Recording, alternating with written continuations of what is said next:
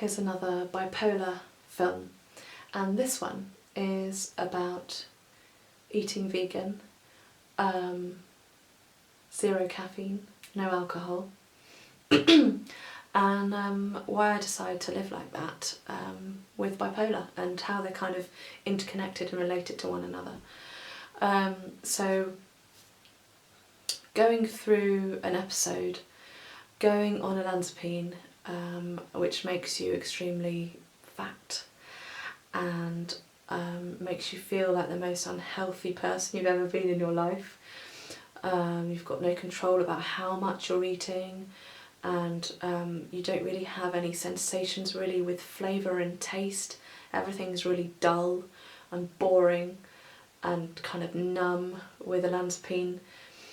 And for me, eating vegan is a lot of things, but I won't go into all now. But one of the things that about my first episode, about, you know, the planet, we all have to die, us as human beings all have to die, so this planet is a happy, healthy, long living place in this solar system, in this universe.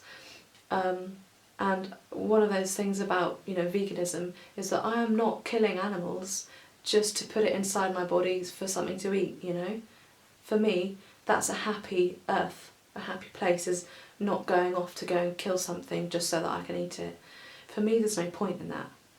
It's unkind, and I don't even like the taste of it, you know, that much. It's, you know, it's a bit chewy. It's just like, you know, now I've got different taste buds. I taste things differently because I've been vegan and mostly raw for quite a while. For me to put something in that's so chewy and so tough would be really weird in my mouth.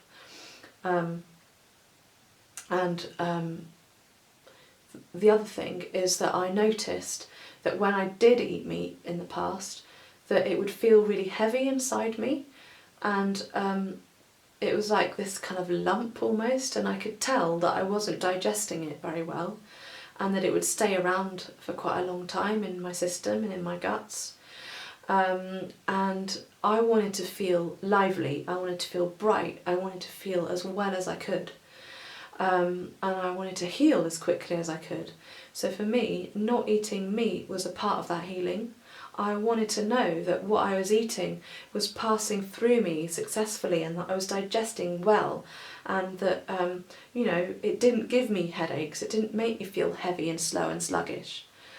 And it's the same with caffeine. I actually came off before my first episode. But, you know, for some people it could be interesting for me to talk about. So I actually used to have a coffee, you know, every so often. It wasn't like a regular thing, I didn't have it every day, but, you know, I'd here and there, I'd, you know, have a coffee. But I would have tea every day. Tea I'd have a lot, and that has got, you know, quite a lot of caffeine in it, black tea.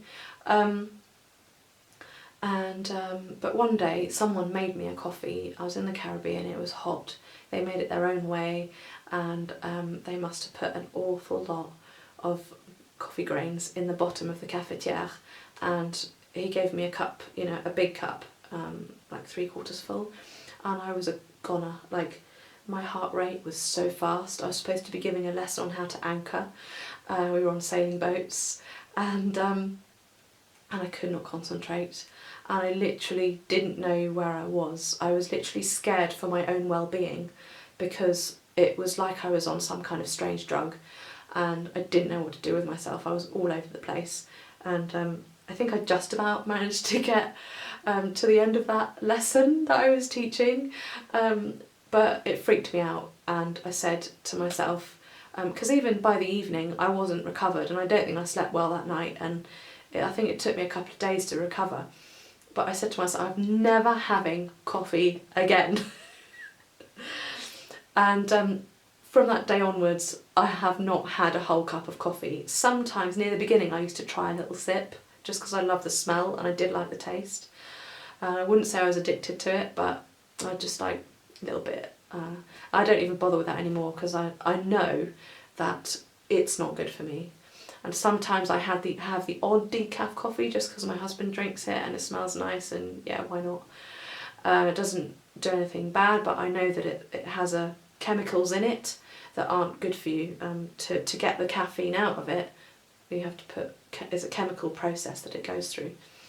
So I have my other drinks. I have my tisane, and I have my my fake coffee grains that I put through the filter that I found in France in a health food shop, which are really tasty. It doesn't taste anything like coffee, but it's got that kind of bitterness, and I like it with my rice milk. And then alcohol, so that's the next one. I actually stopped alcohol totally when I was pregnant with Heidi, so that was nearly 8 years ago. And well, more than 8 years ago, because it takes a while, pregnancy. But then afterwards I didn't really drink much after that. I'd kind of got so used to not drinking it that when I did have some, I'd get tipsy really quickly, and I realised that actually I didn't really like the fact that I got tipsy. I didn't like that kind of slightly out of control feeling. And I hated even more the fact that the next morning you feel really crap and you get a headache, and you don't feel like yourself, and you don't feel like you can go about your day in the same way, and you don't have the same amount of energy and vitality. It's just like ugh, horribleness for maybe a day or two, or however long it takes to get over it. So and for me, as you know from my past videos, I've talked about how healing quickly was important for me. I wanted to be better. I wanted to be well. I wanted to feel the best I could feel within myself, and I would do anything to get to that place. So for me, not having alcohol was easy. And my husband doesn't drink either. He used to, and he does sometimes, like New Year's Eve? No, this year, New Year's Eve, we bought non-alcoholic beer on purpose. And actually it was brilliant. He's gone off it so much that he won't even have one now, whereas he used to a couple of years ago.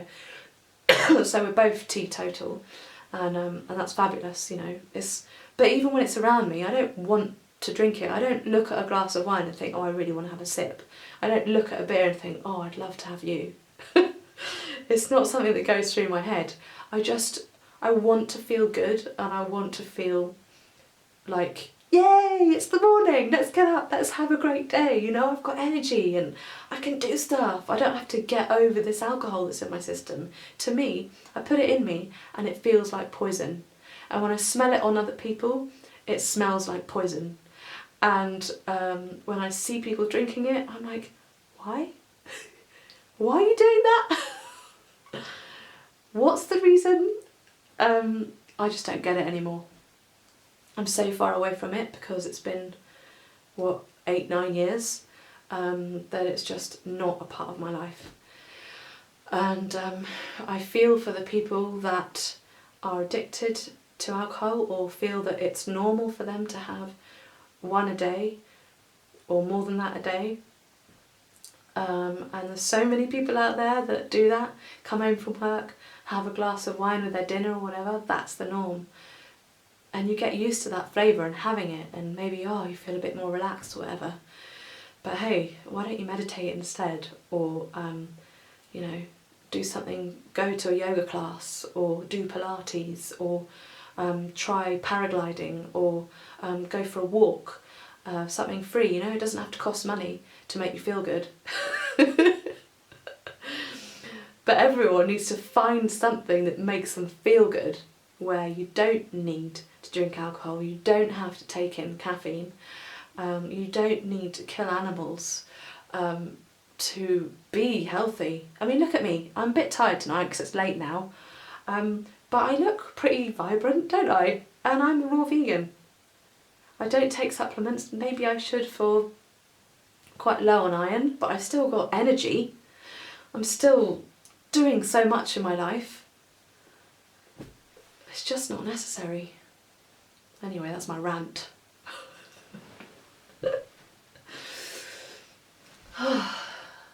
It's very liberating actually, not needing those things. And also not feeling that you should do what everyone else does. And I remember Robin in the past used to say, oh, but I can't go to the pub because I'm not drinking and everyone else is. But you know, who cares? It's like, if you don't want to drink and you want to have a soft drink, that's up to you and that's how you want to live. It doesn't matter what anyone else thinks. You live for your body how you want your body to feel and how you want to experience that moment, or the next day, or the next morning. Do you want the hangover or do you not? That's the question. So if you'd like to subscribe, press the like button or comment below, then go ahead. And I'll see you in the next video. Good night.